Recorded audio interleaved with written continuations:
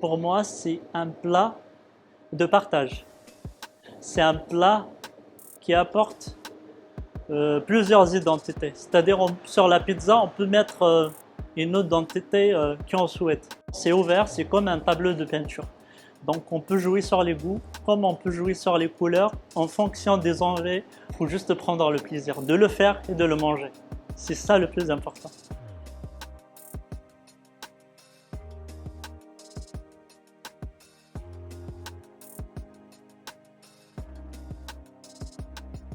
J'ai commencé la pizza à l'âge de 14 ans. Donc on peut dire que c'est un héritage familial. J'ai pris la pizza avec mes parents. On fait la sauce tomate à la maison. Ma mère, le matin, elle se lève, elle récupère ses tomates dans son petit jardin. Je serai le seul, en quelque sorte, non professionnel qui va se représenter à Paris pour la finale du championnat de France. En même temps, je suis géologue géotechnicien. Donc c'est comme on fait de la recherche, on essaye de tester, on regarde les données, on essaie de les analyser et faire des conclusions. Là, plutôt, ça ne sera pas des conclusions, ça sera des goûts. C'est un peu différent le résultat, mais la démarche, ça sera la même.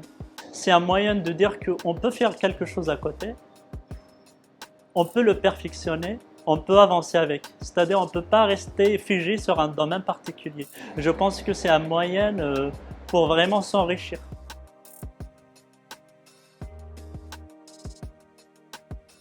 Où j'ai rencontré Monsieur Eric Riem qui m'a vraiment bien motivé pour pourquoi pas faire le championnat de France de la pizza.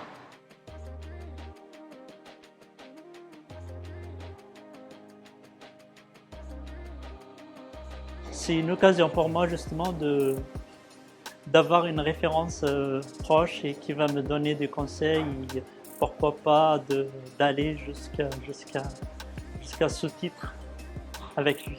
Donc on peut dire que c'est une référence, ouais, c'est comme je l'appelle, c'est un papa, voilà.